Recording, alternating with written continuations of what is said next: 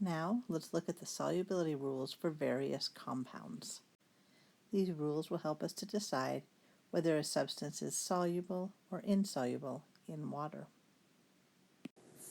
When we talk about the solubility rules, what we mean when we say that something is soluble is that it mostly dissolves in water. There is a limit, and that's what we call the solubility. As I mentioned before, if I put 5 pounds of sugar in 1 drop of water, it won't dissolve. But does sugar generally dissolve in water? Yes. So we would say that sugar, table sugar, is soluble in water.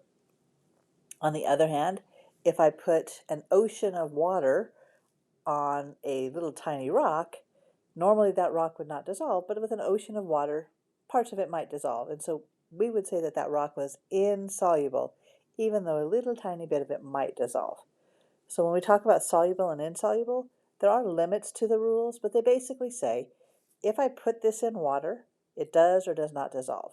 So let's look at table sugar. Does dissolve in water, as you probably have seen in your life, and a rock does not dissolve in water. You can leave that rock sitting in the water for a very long time, and it will just sit there and not dissolve. And that tells us that the table sugar is soluble and the rock is insoluble in water. The first step in this process will be to decide if you have an element or a compound.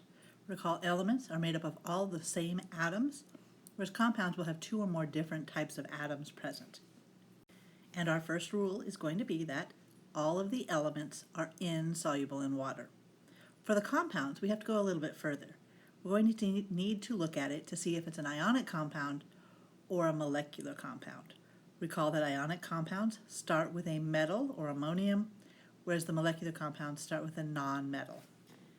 Then, within each of those, we're going to want to categorize the substances as either a base or a salt, or in the molecular case, an acid or a covalent compound.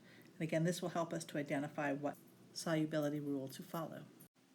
And recall that bases end with hydroxide, or OH-, whereas salts end with anything else. When we look at the covalent compounds, we see that acids start with H or hydrogen, and covalent compounds start with any nonmetal other than hydrogen. Before we start, though, with the actual rules, we're going to look over a concept called like dissolves like. It's a phrase that we use to help us remember which things dissolve with which. And we'll go into more detail there, and then we'll work on how we can decide if something is soluble or insoluble. Let's look more closely at like dissolves like. We're going to be looking at both the solutes and the solvents. When we look at the solutes, there are several different types we can have. We can have a solute that is nonpolar, which we'll represent as this oval shape. We can have a solute that is polar, which will have the same oval shape, but will have a positive end and a negative end on it. Or we could have an ionic substance, in which case the solute is 2 separate pieces. One is positive and the other is negative. For the solvents, we only really look at 2 types. The solvents can be either nonpolar or polar, represented in the same way we've seen before. We're going to compare each of the solutes, see how it reacts or interacts with the solvents, and that'll determine the solubility. Looking at our like dissolves like rule, we're going to see that the solute is nonpolar and the solvent is nonpolar. Those are similar to each other, so we would say that it is soluble. The solute is soluble in the solvent. On the other hand, if we have a nonpolar solute with a polar solvent, that is insoluble because they are not like each other. Now the next one, we're going to have a polar solute, and we're going to decide which solvent does it like. Would it prefer to dissolve in the nonpolar or the polar one? And here you should see that the polar goes with the polar. So with nonpolar, it will be insoluble, and with polar, the polar solute will be soluble. And that leaves us with our ionic solutes. In the case of an ionic solute, we need to decide what is it most like. So we're going to look at the solvent, and our choices are nonpolar and polar. We do not have ionic solvents. So which one is it more like? And you should see that the ionic substance is more like a polar substance. And the more polar that substance is, the better those 2 will mix and the more soluble it'll be. But right now we know that the Ionic compounds are not soluble or insoluble in nonpolar solvents, but soluble in polar solvents. So overall, we see that for the molecular compounds, the nonpolar solutes go with the nonpolar solvents, and the polar solutes go with the polar solvents. But what about the ionic compounds? Well, for the ionic compounds, as we said, they are more likely to be soluble in a polar solvent, but that does not necessarily mean that they are soluble in a polar solvent. They may be too ionic to be dissolved. Next, we'll look at the molecular compounds, and we'll be focusing on this like dissolves like rule to see how it affects the solubility of different acids and covalent compounds. Then we'll look at the ionic compounds. When we look at molecular compounds, we'll be focusing on the phrase like dissolves like that has been mentioned earlier.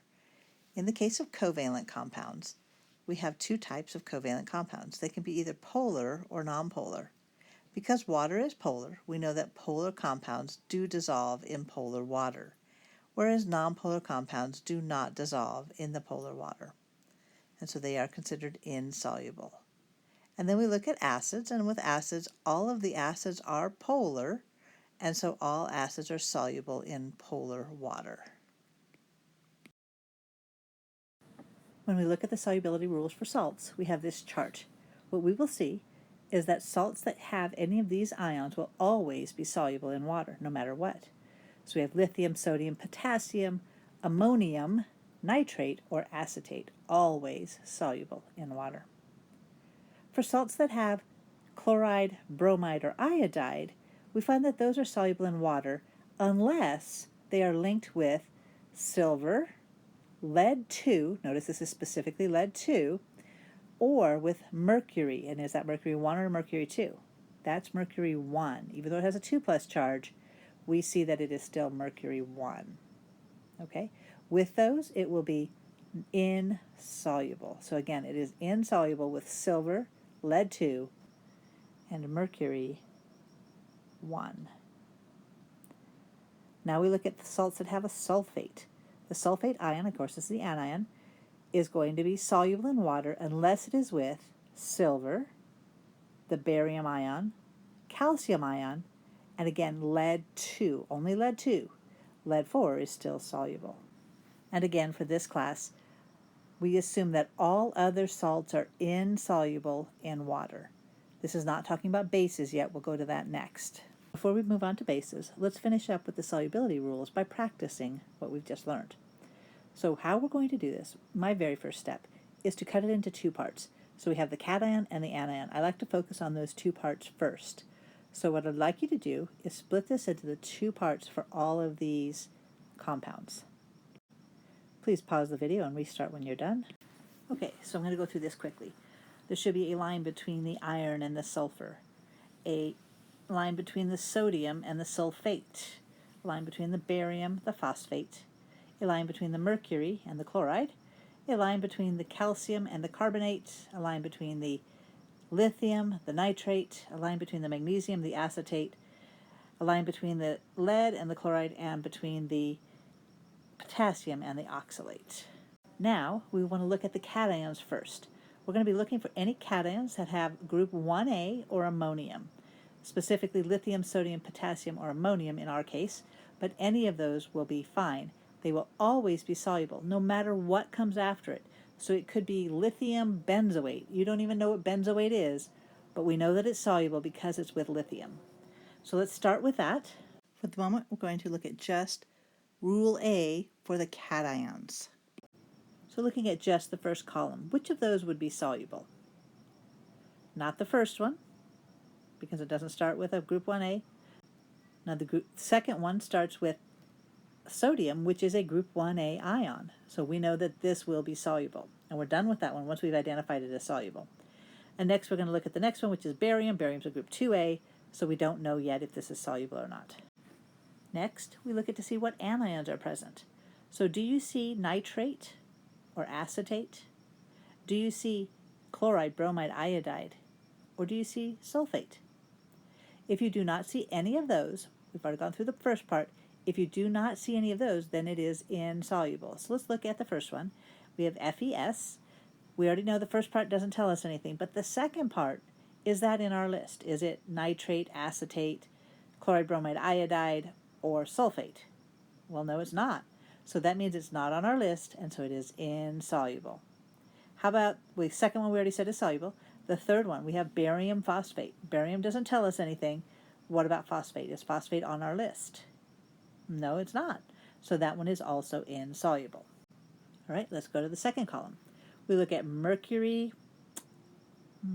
mercury 2 chloride. So we're going to look at mercury 2 chloride, and we're going to look first, is there a group 1A ion there? And no, we do not. Mercury is not a group 1A. That means we now need to look at the anion. Now we're looking at the anion. Is it the nitrate ion, the acetate ion, chloride ion, bromide ion, iodide ion, or sulfate ion? Well, we do see that this is a chloride ion, so that means we're going to look at rule B, which says that is usually soluble. So we need to now look, is it one of the exceptions? So is mercury the exception? Well, mercury is an exception, but you read it carefully, and which mercury is it? Mercury 1 or mercury 2? Yep, it's mercury 1. Is that mercury 1 that we see in our formula? No, we see mercury 2. So this one is still soluble. Okay, let's go down to the next one. We see calcium. It is not a group 1A. Then we go to the carbonate. Is it on our list? Nope, that one is insoluble. Next one, we have lithium to start with. Lithium is a group 1A. That one is soluble. Next, we have magnesium to start with. Not a group 1A, so we have to look at the second part, and I see acetate. Acetate is always soluble, so this one is soluble. Next one, we have lead. Not a group 1A. We have chloride. Chloride is in our group B answer, so we're going to see chloride, bromide, iodide. This one's a chloride again. So is this the exception? In the exceptions, we have silver, lead 2, and mercury 1. Is this lead 2 or lead 4? That's right, this is lead 2, and so we should see that this one is insoluble. The halides are mostly soluble, but not when it's with lead 2. And our last one we have here is potassium oxalate. Potassium is a group 1A, so it is soluble. I've added 6 new compounds for you to try. These are all ionic salts, and so I want you to try them out, pause the video, and then when you come back, you'll see the answers. I'm going to start by putting the line between them so we identify our cation and our anion, and then we'll start with calcium sulfate. First, we look to see if there's a group 1A cation, and we do not see that. So that means we're going to look at the second part, the anion, which is the sulfate. Is sulfate on our list? Nitrate, acetate, chloride, bromide, iodide, or sulfate? And yes, sulfate is on our list. So we see sulfate there. And it says that it is almost always soluble unless it's with silver, barium, calcium, or lead 2. And here we do see it's with calcium, so that means it is insoluble. Next, we have a mercury with a bromine. Mercury is not a group 1A, but bromide is on our list. So we're going to see that under item B. And so we see that it says it is usually soluble unless it is with silver, lead 2, or mercury 1. So in this case, which mercury do we have? Well, the Br each has a 1 negative, total of 2 negative there. That means there's a total of 2 negative on the mercury side. There are 2 of them. That means each of those ions must be 1. We have mercury 1, and that means that this is insoluble. Let's look at lead iodide, and I'm not going to say which one it is. So we're seeing that we have a lead iodide. Lead is not a group 1A, but we do see that iodide is on our list, and it says it is usually soluble unless it's with silver, lead 2, or mercury 1. And in this case, we do not have lead 2, we have lead 4, because there's 4 negative charges for iodide. That means the lead must be a 4+. So this one would be soluble still because it is not an exception. All right, now let's go down the left-hand side, and we have aluminum nitrite. So we have aluminum, not a group 1A, but then we have nitrite. Is that on our list? We have NO3 on our list, and this is NO2. So even though there's a 3 on the outside, the ion is nitrite, not nitrate. So that means that this one is not on our list. And then it says at the very bottom, if it's not on our list, so the aluminum is not on our list, the nitrite is not on our list, then this one is insoluble because we're assuming everything else is insoluble. And next we have silver acetate. Silver is not a group 1A, but the acetate ion is on our list, and it says it is always soluble. Doesn't matter what it's with, that one is going to be soluble, so we know that that is soluble. And our last one is chromium something or other. I don't really know what it is. So it doesn't matter if you know what it is. We're going to look to see, is it on group 1A? Is chromium group 1A? Nope. All right, so then let's look at the second part. Is that one of the ions that we know? Is it nitrate, acetate, chloride, bromide, iodide, or sulfate? It is not on our list, so that means it is insoluble. I hope you got those. If not, go back and try it again. Sometimes people like to look at this in a chart form rather than in the written form you saw before. So for this, what we're going to do is we're going to look first at the cation. If it's a group 1A, ammonium, we know that it's soluble. Then second, we'll look at the anions. And finally, we'll look at the exceptions. So the only thing we have for the cations are the group 1A or ammonium. Everything else we can ignore. So if it's not a group 1A, then we have to go to the next step, part 2. And we'll see that if we see nitrate or acetate, those are always soluble. So we don't have any exceptions on those. So that's a large grouping of the ones we have. Next we have the group called the halogens, except for fluoride. And for those, they are usually soluble except for silver, lead-2, and mercury 1. So writing these formulas correctly, we're just going to go ahead and write them in. We have silver chloride, silver bromide, silver iodide, lead-2 chloride, lead-2 bromide, and lead-2 iodide. Each of those are insoluble in water. Then we can look at mercury 1 chloride, which is going to have 2 Cls, mercury 1 bromide, again 2 Brs, and mercury 1 iodide with 2 iodines. And finally we can look at the sulfates. They are almost always soluble except when they are with silver, barium, calcium, and lead-2. Notice it is lead-2 specifically. Written out in their formula, that'll be Ag2SO4, BaSO4 because barium has a 2+ charge, CaSO4, and PbSO4. So those are the formulas you'll be watching for. All of those are insoluble. And finally, if it's not on our list, what is it? That's right, it's insoluble. If you don't see it somewhere on this list, it is definitely insoluble. So now let's talk about the solubility rules for bases.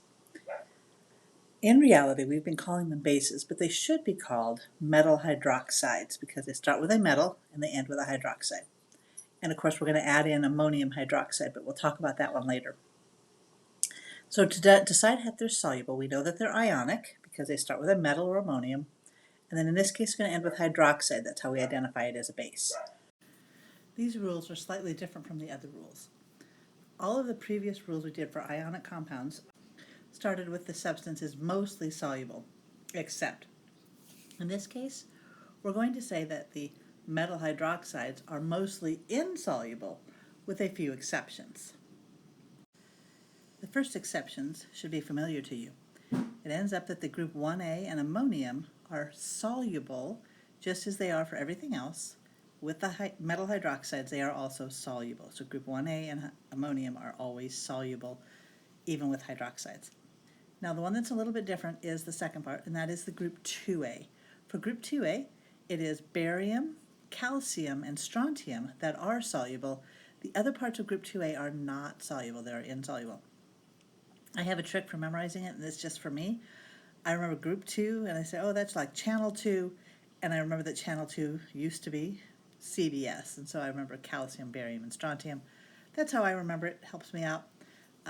May or may not work for you, but again, it's kind of this middle section of the periodic table of group 2A. All other metal hydroxides are insoluble. So let's do an overview of those solubility rules. Remember the first step, decide if it's an element or a compound. If it's an element, we know that it is insoluble. We're done with those. Then we go into the compounds. With the compounds, you have to decide if it's an ionic compound or a molecular compound. If it's ionic, it starts with a metal. If it's molecular, it starts with a non-metal. So we'll start there. So we'll look at the ionic compounds first. And for that, we'll have to decide if it's a base or a salt. If it's a base, it's going to end with hydroxide. If it's a salt, it ends with any other ending. And so we're going to look for the bases first. And for the bases, we're going to know that the solubility rules say it is mostly insoluble except for the group 1A and ammonium and part of 2A. And the part of 2A is this middle section where we have barium, calcium, and strontium, or I like to say it as calcium, barium, strontium. At any rate, that group 2A, part of group 2A is soluble. Later we're going to see that these are also known as our actual bases. The ones that are insoluble are going to be called insoluble metal hydroxides. All right, next let's go over to the salts. For the salts, we see that we have a lot of different choices and we need to know those rules. So I want you to have those rules remembered. We're going to start with if it has group 1A or ammonium, it's always soluble. If it has nitrate or acetate, it's always soluble. If it has a halide, so specifically chloride, bromide, and iodide, it does not include fluoride. We know that it is soluble unless it is with silver, lead 2, or mercury 1. And then we have the sulfates.